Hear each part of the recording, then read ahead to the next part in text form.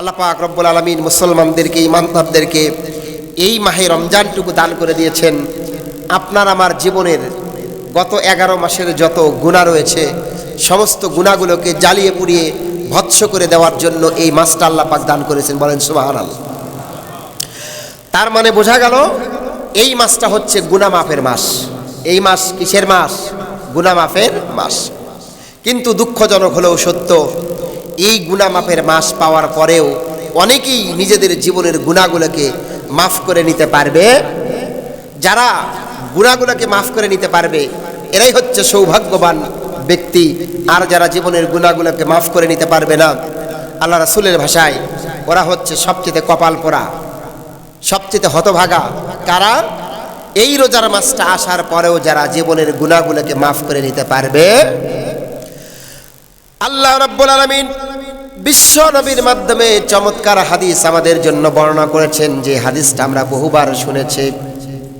আল্লাহর নবী, বিশ্ব নবী এইরকম মেম্বারের উপর 3 মেম্বারে 3টা থাকের উপর যখন পা রাখলেন, 3 মেম্বারের 3টা পা রেখে নবীজি 3 বার আমিন আমিন বললেন। আল্লাহ নবীকে প্রশ্ন করা হলো, ইয়া রাসূলুল্লাহ, ইয়া হাবিবাল্লাহ, 3 মেম্বারে বসে 3 বার আপনি আমিন আমিন বললেন, কারণটা কি? আমার নবী বললেন, আমি যখন প্রথম মেম্বারে পা রাখলাম, এই প্রথম মেম্বারে পা রাখার পরে জিবরাইল আমিন এসে আমাকে বলল, ইয়া রাসূলুল্লাহ, ইয়া হাবিবাল্লাহ, এই রোজার মাস পাওয়ার পরেও যারা নিজেদের জীবনের গুনাহগুলোকে মাফ করে নিতে পারলো না, রমজানকে যারা কাজে লাগাতে পারলো না, তারা এই দুনিয়ার বুক থেকে ধ্বংস হয়ে যাক। জিবরাইল আমিন যখন এমন বদদোয়া করলেন, আমিও রাসূল জিবরাইলের সঙ্গে মিলায়া দিয়া আমি রাসূলও পড়লাম আমি। তার মানে বোঝা গেল এই রোজার মাসে নিজেদের জীবনের গুনাহগুলোকে মাফ করে যারা নিতে পারলো না, এদের জন্য আমার রাসূলও লানত করে দিয়েছেন। এজন্য আমরা চেষ্টা করব মাহে রমজানের একটি মাসকে কাজে লাগানোর জন্য। এই মাসটাকে আমরা এমনভাবে কাজে লাগাবো, আমরা এমনভাবে এই মাসের আমল করব, ইবাদত করব, যে আমল আর ইবাদত করার কারণে আল্লাহ রাব্বুল আলামিন আমাদের জীবনের যত গুনাহ আছে সব গুনাহগুলোকে আল্লাহ পাক মাফ করে দিবে। এবার চলেন, এই মাসে কি কাজ করলে আমাদের জীবনের গুনাহগুলো মাফ হবে? আল্লাহ পাক রব্বুল আলামিন সূরা বাকারার 183 নম্বর আয়াতে বললেন, ইয়া আইয়ুহাল্লাযীনা আমানু কুতিবা আলাইকুমুস সিয়ামু কামা কুতিবা আলাল্লাযীনা মিন ক্বাবলিকুম লাআল্লাকুম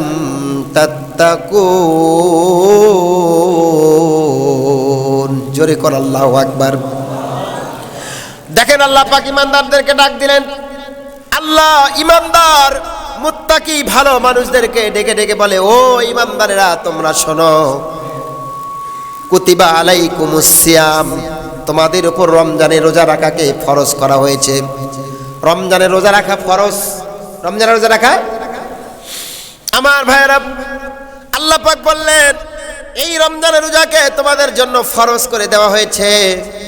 অনেকেরই প্রশ্ন থাকতে পারে, এই রমজানের রোজা কি শুধু আমাদের জন্যই ফরজ ছিল নাকি অন্য অন্য জাতিদের উপরও এরকম রোজার বিধান ছিল? আল্লাহ পাক এই প্রশ্নের জবাব সঙ্গে সঙ্গে দিলেন, কামা কুতিবা আলাল্লাযীনা মিন ক্বাবলিকুম লাআল্লাকুম তাত্তাকুন। এই রোজা শুধু তোমাদের উপরই ফরজ করা হয় নাই, তোমাদের আগেও যে সমস্ত জাতিগুলো ছিল তাদের উপর রোজাটাকে ফরজ করে দেওয়া হয়েছিল। তাহলে চিন্তার কোনো কারণ নাই, ভাবনার কোনো কারণ নাই। এই রমজানের রোজা শুধু আমাদের জন্যই ফরজ না, এরকম রোজা আগের জাতিদের জন্যও ফরজ ছিল। এবার প্রশ্ন হলো, এই রমজানের রোজা যেহেতু ফরজ, এই ফরজ রোজা যদি কেউ না করে গুনাহ আছে না নাই? আছে। যেহেতু রোজা না রাখলে গুনাহ হয়, তার মানে এই শক্তিপুরের মাটিতে একটাও বেরোজগার আর নাই। আছে? এই শক্তিপুরে রোজা রাখে না এরকম পাবলিক কি আর আছে নাকি? আছে মানে অবশ্যই আছে, অনেক আছে। ও বন্ধু, এই মাসটাকে যারা কাজে লাগাতে পারবে না এরা হলো হতভাগা, এরা হলো গুনাহগার, এরা হলো জাহান্নামী। পক্ষান্তরে এই রমজানের রোজা যারা রাখতে পারবে, রোজা যারা করতে পারবে, আল্লাহ পাক বলে এই রোজা এমন একটা তোমাদের জন্য ইবাদত, এই রোজা রাখলে সবচেয়ে মূল্যবান সম্পদ তোমরা হাসিল করতে পারবে। আল্লাহ একটু জানতে চাই, বলো এই রমজানের রোজা রাখলে কি এমন হাসিল হবে, কি এমন দামি সম্পদ আমরা অর্জন করতে পারবো, সেই সম্পদের নামটা একটু আপনি বলেন। আল্লাহ পাক বলেন দামি সম্পদ সেটা হলো লাআল্লাকুম তাত্তাকুন, এই রোজা রাখলে তোমরা আল্লাহর ভয় অর্জন করতে পারবে। সুবহানাল্লাহ। তার মানে বোঝা গেল রমজানের রোজা রাখলে আল্লাহর ভয় অর্জন হয়, এই রোজা রাখলে আল্লাহকে ভয় করা শেখা যায়। এবার আমি আল্লাহকে প্রশ্ন করব, আল্লাহ তোমাকে ভয় করলে আমার লাভ কি হবে? প্রশ্ন আছে না নাই? আল্লাহকে প্রশ্ন করেন, আল্লাহ তোমাকে ভয় করলে কি হবে? আল্লাহ পাক বলেন ইন্না আকরামাকুম ইনদাল্লাহি আতকাকুম, আমাকে ভয় করলে কি লাভ হয় তাহলে শোনো।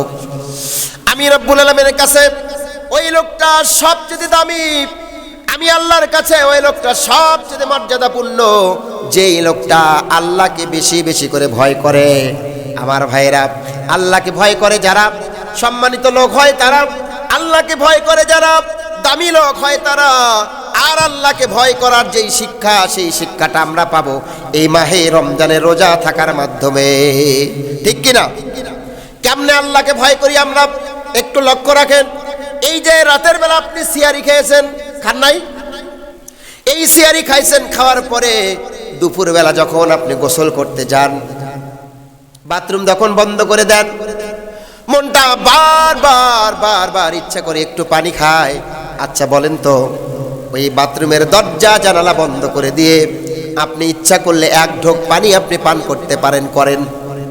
করেন কি? কেন করেন না? কেউ তো দেখবে না, কোন কারণে করেন না?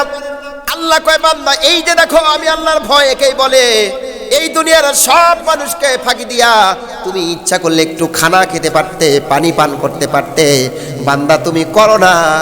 কারণ ওই জায়গায় তুমি যাকে ভয় পাও তিনি কে? আমার ভাইয়েরা, এবার সূর্যটা আস্তে আস্তে করে যখন পশ্চিম দিগন্তে ডুবে যায়, আপনার সামনে হরেক রকমের ইফতারি সামনে এসে যায়। আসার পরে আপনি বারবার ঘড়ির দিকে তাকান, ঘন্টার কাঁটা চলে যায়, মিনিটের কাঁটা চলে যায়, সেকেন্ডের কাঁটা শুরু হয়। আচ্ছা বলেন তো, একটা সেকেন্ড আগে কি আপনি ইফতারি করেন? কেন করেন না? কোন কারণে করেন না? কারণ তুমি জানো, তুমি মানো একটা সেকেন্ড আগে ইফতার করা যাবে না। কারণ আমার রব আমাকে হুকুম দেয় নাই, আমার রব আমাকে নির্দেশ দেয় নাই। আল্লাহর নির্দেশকে ফলো করার জন্য, আল্লাহর নির্দেশকে হুকুমকে মান্য করার জন্য একটা সেকেন্ড আগে আমরা ইফতারি করি না। আল্লাহ পাক বলে একটা সেকেন্ড আগে ইফতারি করো না, এই দুনিয়ার মানুষকে ফাঁকি দিয়ে খানা খাইতে পারতে খানা খাও না। তার মানে তোমার কলিজার মধ্যে আল্লাহর ভয় অর্জন হয়।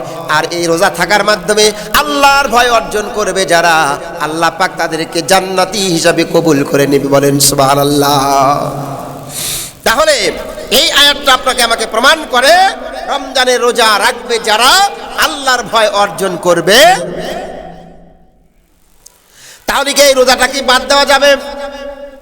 এই রোজা কারা করবে?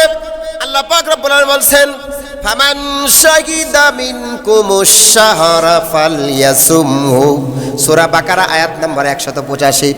আল্লাহ পাক বলে রোজার মাস পাবে যারা, এই রোজার মাস পাবে যারা, তারা অবশ্যই যেন রোজা রাখে।